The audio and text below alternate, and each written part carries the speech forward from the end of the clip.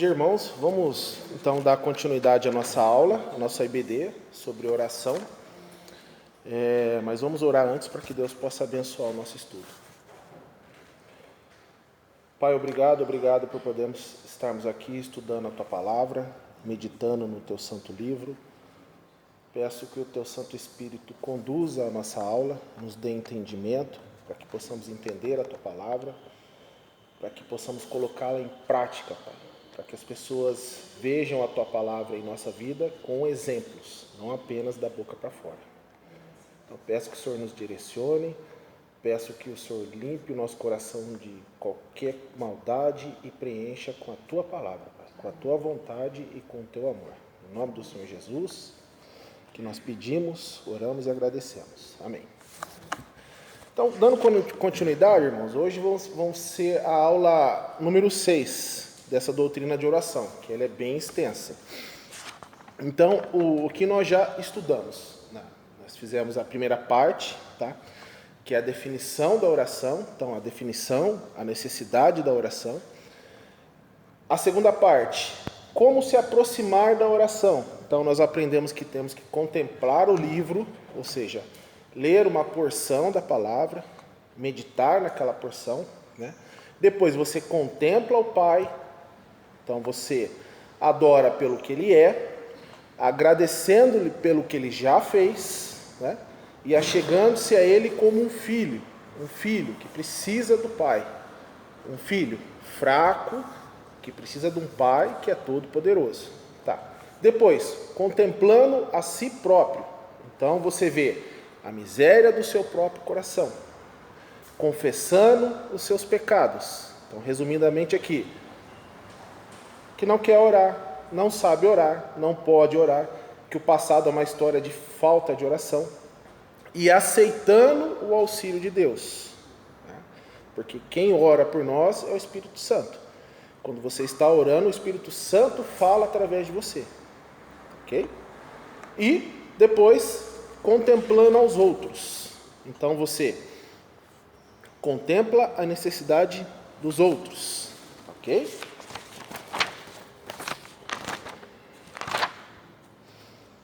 Contemplando aos outros e, por último, contemplando as suas próprias necessidades. Você faz as suas petições, porque Deus quer ouvir você pedindo um filho, se achegando ao Pai, porque ama o Pai, e o Pai te dá o que você pede. O Pai ama o que você pede, então Ele quer que você pede. Ele já sabe, Ele não deixa faltar, mas Ele quer ouvir você conversando com Ele, se relacionando com Ele. Então, contemplando suas próprias necessidades, tá ok? Depois, esperando quieto até que Ele fale. Então, não podemos ir à frente de Deus. Então, tem que aguardar Ele fazer a obra. Então, você pede e aguarda, né? Tivemos o exemplo de Abraão. Abraão sabia que ia ter um filho, mas tomou a frente com a sua esposa e teve um filho com Agar. Então, ele tomou a frente de Deus. Hoje, o povo árabe é uma pedra no sapato de Israel. Por quê? Porque Abraão tomou a frente e teve o filho com Agar. Okay? A Bíblia fala, é um povo que é um jumento bravo, indomado. É uma pedra no sapato de Israel, porque Abraão tomou a frente. Vigiando com perseverança até que venha a resposta. Ok? E depois, na aula passada, começamos a estudar os impedimentos à oração. O primeiro impedimento que a gente estudou foi o rancor. O rancor impede a sua oração. Então você não pode ter rancor em você. O rancor vai impedir a sua oração. O segundo, o egoísmo. Então tivemos aqui o exemplo daquela mãe que orava por seus filhos e os filhos não eram salvos. E orava para eles desde quando eles eram pequenos. E já eram adolescentes. Quando veio um pastor e orientou, ore por todas as crianças, ore por todos. Os filhos dela foram salvos. Então, a oração egoísta. Ok? Então, hoje na aula 6, vamos estudar mais alguns impedimentos. Pode passar o slide, por favor? Falta de amor no lar. É o impedimento da oração. Tá?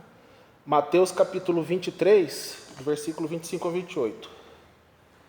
Ai de vocês, mestres da lei, fariseus e hipócritas, vocês limpam o exterior do corpo e do prato, né?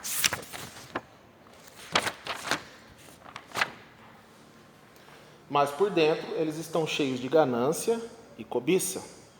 Fariseu cego, limpe primeiro o interior do copo e do prato, para que o exterior também fique limpo. Ai de vocês, mestres da lei, e fariseus hipócritas, mas por dentro estão cheios de ossos e de todo tipo de imundície. Assim são vocês, por fora parecem justos ao povo, mas por dentro estão cheios de hipocrisia e maldade. Então, muitos homens parecem anjos em público e demônios em casa. Não sabe porque as suas orações não são respondidas.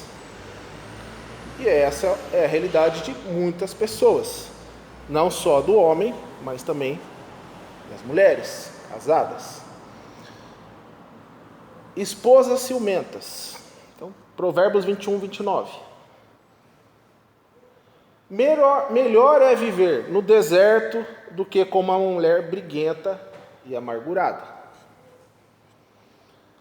Provérbios 27, do 15 ao 16. A esposa briguenta é como gotejar constante num dia chuvoso. Detê-la é como deter o vento, como apanhar óleo com a mão. Provérbios 19, 13. A esposa briguenta é como uma goteira constante. Provérbios 19, 14. Casas e riquezas herdam-se dos pais, mas a esposa prudente vem do Senhor. Provérbios 25. Melhor é viver num canto sob o telhado do que repartir a casa como uma mulher briguenta. Provérbios 14. A mulher sábia edifica sua casa, mas com as próprias mãos a insensata derruba a sua. Então veja, maridos que são como os fariseus, lindos por fora e podre por dentro. Mulheres que são iguais, que acabam com a vida do marido. Então, falta de amor no lar, impedimento à oração. Esposas ciumentas e injuriosas, dadas a gênios e queixas, admiram quando as suas orações se congelam no teto e respingam na sua nuca. É isso que acontece, tanto com o marido, que por dentro é sujo, é imundo, para fora de casa é um santo, dentro de casa é um demônio. E mesma coisa a mulher. Então, o que acontece com a oração? Bate no teto e respinga na nuca. Impedimento de oração. Hebreus 13, 14. O casamento deve ser honrado por todos. O leito conjugal conservado puro, pois Deus julgará os imorais e os adúlteros. Então, coisas horríveis e vis são praticadas em nome do matrimônio. E há quem considere que o casamento legaliza vícios sexuais, como pornografia, motel, cobiça, etc. Então eles incluem isso no seu casamento, dizendo que dentro do casamento é possível. Não é. Não é. Tá? Impede oração. Talvez a sua vida conjugal precise de ser exposta perante o Senhor. Então você pode expor a sua vida conjugal perante o Senhor. Primeira carta do apóstolo Pedro, capítulo 3. Como Sara, que obedecia a Abraão, ele chamava Senhor. Dela vocês serão filhas, se praticarem o bem e não derem lugar ao medo. Do mesmo modo, vocês, maridos, sejam sábios no convívio com suas mulheres e tratem-nas com honra, como parte mais frágil e co-herdeiras do dom da graça e da vida, de forma que não sejam interrompidas suas orações. Tá? As orações são interrompidas quando não há falta de amor no lar. São interrompidas. Quem fala isso? A palavra de Deus é interrompida. Tá? Então, mais um impedimento à oração, falta de amor no lar. Então temos que olhar para dentro do nosso casamento. Está tendo algum desses problemas aqui? Pecado, confessa, abandona, para que a sua oração não seja impedida. Ok? Outro impedimento, a mesquinhez. Primeira carta de Paulo aos Coríntios, capítulo 6, versículo 9 ao 10. Vocês não sabem que os perversos não herdarão o reino de Deus? Não se deixem enganar, nem os imorais, nem idólatras, nem adúlteros, nem homossexuais passivos ou ativos, nem ladrões, nem avarentos, nem alcoólatras, nem caluniadores, nem trapaceiros herdarão o reino de Deus. Então, mesquinhez, impedimento à oração. Tá? Paulo ficou muito contente porque a igreja de Filipos havia repartido as suas finanças com ele. E ele registrou. Filipenses capítulo 4, versículo 16. Pois, estando eu em Tessalônica, vocês me mandaram ajuda, não apenas uma vez, mas duas, quando tive necessidade. Então, Paulo ficou contente. Por quê? A igreja de Filipos foi generosa com ele. Ajudou quando ele estava necessitado. Então, mesquinhez. E para essa igreja generosa, que apoiou o seu missionário com oração e finanças, Deus deu uma poderosa promessa. Filipenses capítulo 4, 19. O meu Deus suprirá todas as necessidades de vocês, de acordo com as suas gloriosas riquezas em Cristo Jesus. Então, suprirá o quê? Todas as suas necessidades. Suas necessidades. Ele não falou que a igreja ia ficar rica. Ele falou que teriam suas necessidades supridas. Cada dia, o seu problema. O pão de cada dia. Ok? Deus é grande doador. Então, Deus é o grande doador. João 3,16. Aquele que não poupou...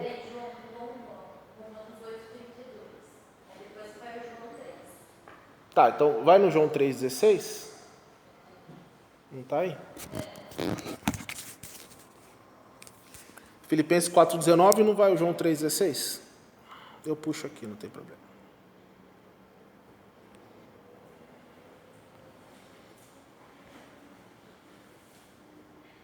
Esse é famoso, né? Porque Deus amou o mundo de tal maneira que deu o seu Filho unigênito para que todo aquele que nele crê não pereça, mas tenha a vida eterna. Então, Deus é o nosso grande doador. Ele doou o quê? O Filho dele. O Filho dele. E ele derrama as suas melhores bênçãos sobre aqueles que não querem guardar nada para si. Quando ele fala aqui que não quer guardar nada para si, ele não está falando para você jogar tudo que você tem fora. Não. Ele está dizendo daqueles que não têm aquela torpe ganância de querer ficar rico. Tá? Então, sobre aqueles que não querem guardar, não são gananciosos, não querem enriquecer à custa dos outros. Se os irmãos reparar que nesse mundo quem fica rico? Quem passa por cima dos outros. Tem que passar por cima dos outros para você juntar riqueza. Você tem que extorquir alguém, você tem que explorar alguém para você ficar rico, senão você não fica rico. Tá? Então, ele derrama as suas melhores bênçãos sobre aqueles que não querem guardar nada para si. Romanos 8,32. Aquele que não poupou seu próprio filho, mas o entregou por todos nós, como não nos dará juntamente com ele e de graça todas as coisas? Todas as coisas que necessitamos. Todas as coisas que necessitamos. Jesus falou, não se preocupem com o dia de amanhã. Né? Cada dia tem o seu problema. É um dia de cada vez. A gente não sabe se vai acordar amanhã. A gente não sabe se vai passar daqui para amanhã. Então, cada dia. Então, há só um lugar seguro para o nosso dinheiro. Nas mãos daqueles que estão espalhando o Evangelho pelo mundo. Okay? Primeira carta do apóstolo João, capítulo 3, versículo 17. Se alguém tiver recursos materiais e, vendo seu irmão em necessidade, não se compadecer dele, como pode permanecer nele o amor de Deus? Então, vê o irmão em necessidade, tem recursos materiais e faz o quê? Dá as costas. Como tem nele o amor de Deus? Não tem. Não tem. Quem está dizendo isso? A palavra de Deus. Tá? Quando fazemos alguma contribuição, o Senhor, em verdade, olha bem para o que ficou em mão. O que ficou em mão. Marcos capítulo 12, versículo 41 ao 44. Jesus sentou-se em frente do lugar onde eram colocadas as contribuições e observava a multidão colocando o dinheiro nas caixas de ofertas. Muitos ricos lançavam ali grandes quantias. Então, uma viúva pobre chegou-se e colocou 2 pequeninas moedas de cobre, de muito pouco valor. Chamando-se a si os seus discípulos, Jesus declarou: afirmo-lhes que esta viúva pobre colocou na caixa de ofertas mais do que todos os outros. Todos deram do que lhe sobrava, mas ela, da sua pobreza, deu tudo o que possuía para viver. Então, e quanto ficou para Deus quando ele deu o seu Filho unigênito? Quanto ficou para Deus? Ele deu Jesus por inteiro. 2 Coríntios capítulo 9, versículo 7. Cada um dê conforme determinou em seu coração, não com pesar ou com obrigação, pois Deus ama quem dá com alegria. Então, cada um dê conforme determinou em seu coração, mas faça com alegria, não faça por obrigação. Não faça com tristeza de soltar, não. Coração. Okay? É para aqueles que dão com largueza, de coração aberto, que João dá a seguinte promessa de Deus. 1 João capítulo 3. E recebemos dele tudo o que pedimos, porque obedecemos aos seus mandamentos e fazemos o que lhe agrada. Viu o irmão em necessidade? Ajuda. Viu um missionário com necessidade? Ajuda. Ajuda. Igrejas mesquinhas que gastam mais para si mesmas do que para outros. Indivíduos que consideram mais o seu futuro do que a presente agonia do mundo perdido. Não receberão nenhuma bênção de Deus. Egoísmo, mesquinhez. Quão horrível é aos olhos de Deus quando o homem desobedece o seu mandamento. Mateus 6,19. Não acumulem para vocês tesouros na terra, onde a traça e a ferrugem destroem, e onde os ladrões arrombam e furtam, mas acumulem para vocês tesouros no céu, onde a traça e a ferrugem não destroem, e onde os ladrões não arrombam nem furtam. Pois onde estiver o seu tesouro, aí também estará o seu coração. Quando a gente lê esse versículo, o que a gente tem que entender? Que quando você estiver lá na eternidade, você vai olhar para trás aqui. Que esse período a Bíblia fala que é como um vapor. Logo aparece, logo dissipa. É como a relva. Nasce de manhã, à tarde murcha. Vai ser um estalo de dedos. E você vai olhar para trás tudo que você acumulou aqui, e você vai lembrar lá tudo que você não acumulou lá. Então, o que está dizendo aqui? Que você não pode ter nada aqui? Não. Você pode ter tudo o que você quiser aqui, desde que você não seja egoísta, você não seja ganancioso, que você vire as costas para quem está passando necessidade. Deus abençoa. Abraão era rico, Moisés também. Okay? É isso que ele está querendo dizer aqui. Ele está dizendo que a obra de Deus é mais importante do que uma Ferrari. É mais importante. É o tesouro no céu. Então, mesquinhez é impedimento à oração. Você vê o irmão passando necessidade, dá as costas e ajoelha para orar. Deus não ouve a sua oração. Você não está considerando o próximo como a si mesmo. Você não está amando o próximo como a si mesmo. Porque se você estivesse passando fome, você se alimentava. Ok? Agora, finalizando, vários impedimentos. Então, vamos ler alguns. Ingratidão a Deus. Impedimento à oração. Romanos capítulo 1, versículo 21. Porque, tendo conhecido a Deus, não glorificaram como Deus, nem lhe renderam graças. Mas os seus pensamentos tornaram-se fúteis, e os seus corações insensatos se obscureceram. Então, ingratidão. Conhecem a Deus, mas não lhe rendem graça. Ingratidão. Impede a sua oração. Se você começar a praguejar, reclamar de Deus, por mais que você esteja sozinho, Ele está ouvindo. Tá? Então, ingratidão vai impedir a sua oração. Ok? Ingratidão a Deus. Paulo, quando escreve as cartas, fala: dou glória a Deus pelo que Ele fez com vocês em Coríntios, pelo que Ele fez com vocês em Éfeso. Então, Paulo sempre agradece pelo que já foi feito. Então, não podemos ser ingratos, temos sempre que olhar para trás e ver o que Deus fez em nossa vida. Quando eu dei a aula aqui sobre as disciplinas espirituais, lá tem um caderno anotado com tudo que Deus fez na sua vida. Quando você esquecer, você vai lá e lê de novo. Você vai entender quanto que Ele está sendo bom com você. Então, não seja ingrato com Deus. Independente da situação que você está passando, não seja ingrato com Deus. Tá? Ídolos. Ezequiel capítulo 14, versículo 3. Filho do homem, estes homens ergueram ídolos em seus corações e puseram tropeços ímpios diante de si. Devo deixar que me consultem? Lógico que é uma pergunta retórica para Ezequiel, né? Deus está dizendo, eles têm ídolo no coração. Eles vão me consultar ainda? Quer vir falar comigo?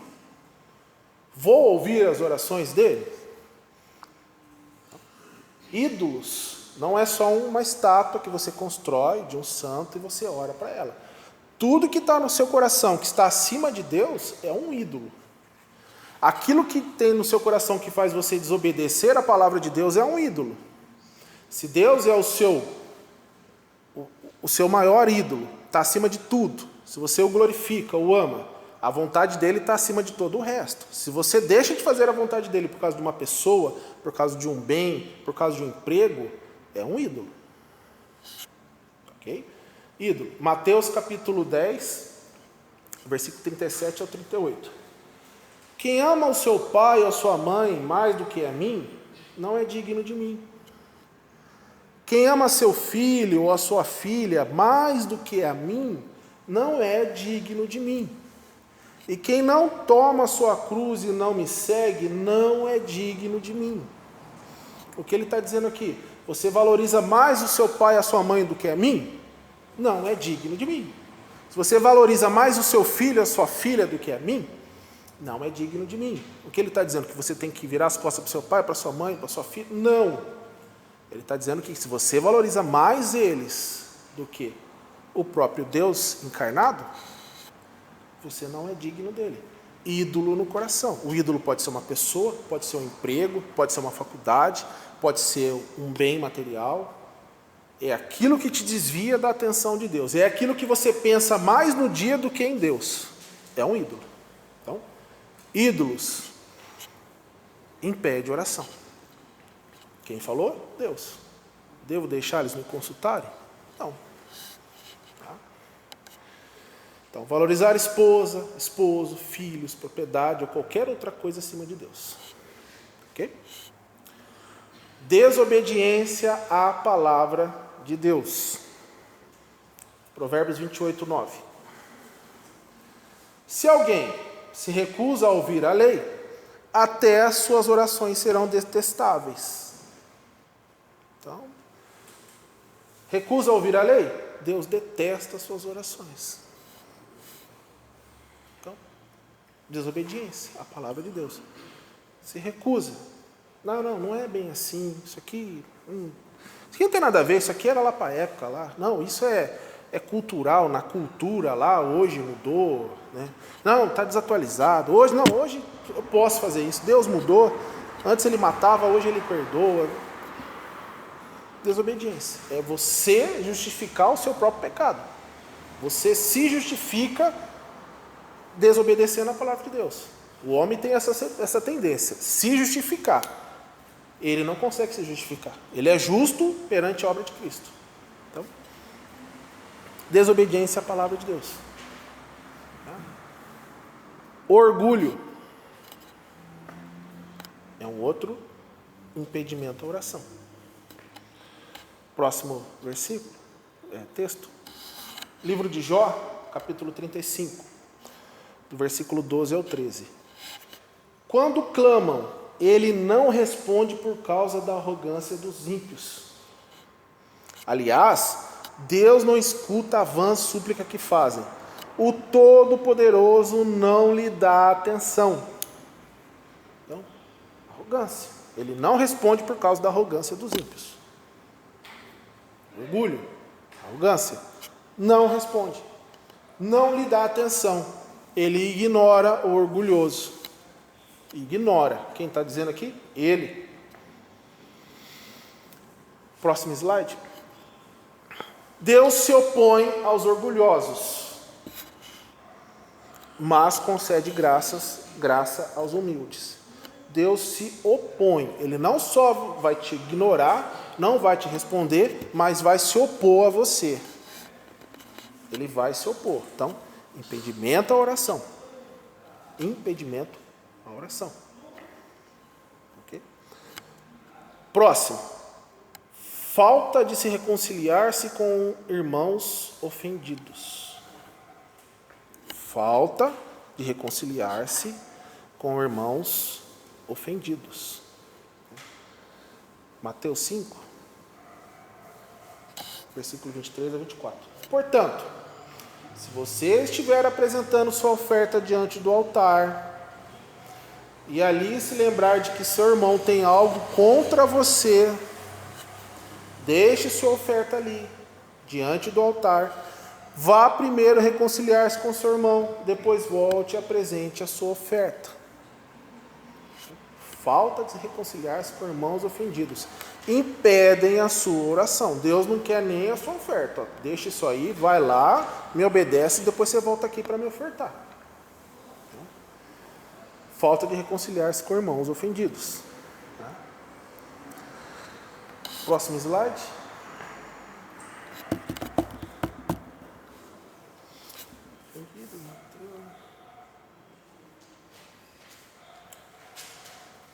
Vontade própria. Então, quando você faz a sua vontade na sua vida, vontade própria. Impedimento à oração. Samuel, primeira carta de Samuel, primeiro livro de Samuel, capítulo 15, do versículo 22 a 23. Samuel, porém, respondeu: acaso tem o Senhor tanto prazer em holocaustos e em sacrifícios, quanto em que obedeça a sua palavra? A obediência é melhor do que o sacrifício. A obediência. E a submissão é melhor do que a gordura de carneiros. Pois a rebeldia é como o pecado da feitiçaria. A palavra diz que os feiticeiros não herdarão o reino de Deus. E ele está dizendo, se você é rebelde, você é tratado como se fosse um feiticeiro. Então, é como o pecado da feitiçaria.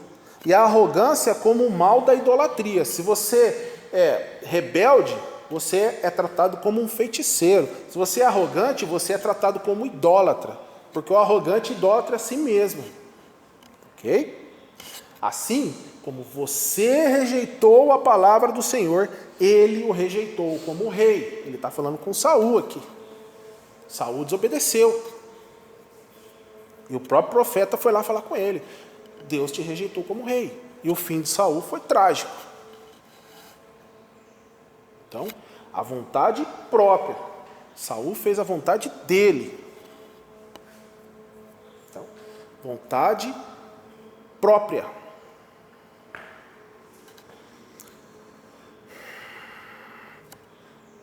Negligência na leitura da palavra de Deus.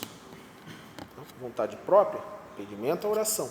Negligência na leitura da palavra de Deus. É uma sequência.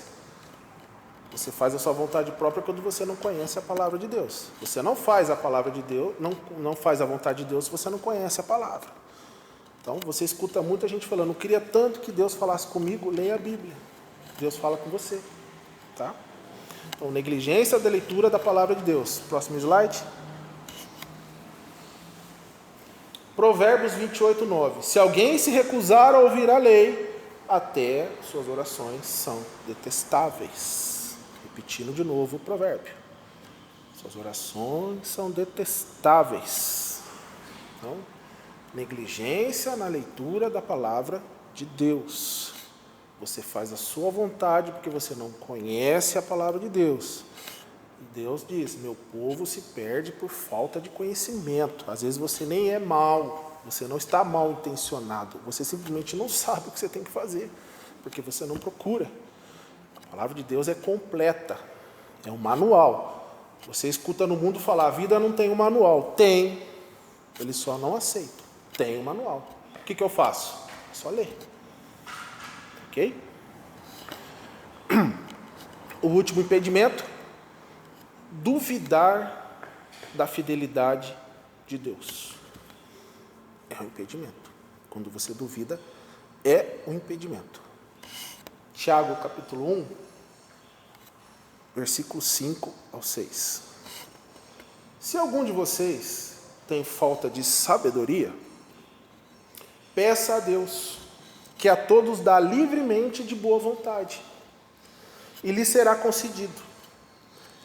Peça, porém, com fé, sem duvidar, pois aquele que duvida é semelhante à onda do mar, levada e agitada pelo vento. Não duvide, não duvide.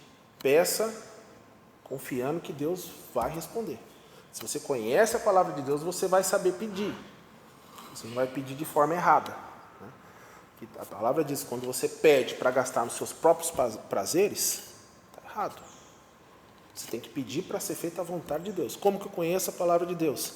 Se apresentando como obreiro aprovado, que não tem que se vergonhar, que sabe manejar bem a palavra da verdade. Ou fazendo como Josué, meditava na palavra de dia e de noite e se esforçava para fazer tudo como estava escrito. Ou como Esdras, que colocou no seu coração o propósito de aprender a palavra, de viver a palavra e de ensinar a palavra. E tudo que ele fez prosperou. Ok, irmãos? Então hoje a gente fecha o estudo, tá? Sobre os impedimentos. E na próxima aula a gente tem alguns exemplos de como orar. Ok? Vamos orar para que Deus possa nos abençoar voltando para casa também. Pai, obrigado por esse tempo que meditamos na Tua santa palavra. Tudo isso aqui é misericórdia do Senhor. Podemos estarmos aqui livremente, cultuando ao Senhor, estudando a Tua palavra. Temos a Bíblia, podemos comprá-la, tê-la no celular. E no celular a gente nem paga, é só baixar. Então tem país que isso é proibido. E isso é a misericórdia do Senhor. Temos que reconhecer esse tempo maravilhoso e bendito que nós ganhamos aqui com o Senhor. Nós não gastamos, nós ganhamos. Então peço que nossos corações sejam solos férteis, para que essa semente da Tua palavra que foi plantada cresça, dê fruto, com exemplos, para que as pessoas de fora queiram entrar na igreja, não se afastar de nós, porque eles vejam o fruto do Teu Espírito e queiram ter esse fruto também. Obrigado.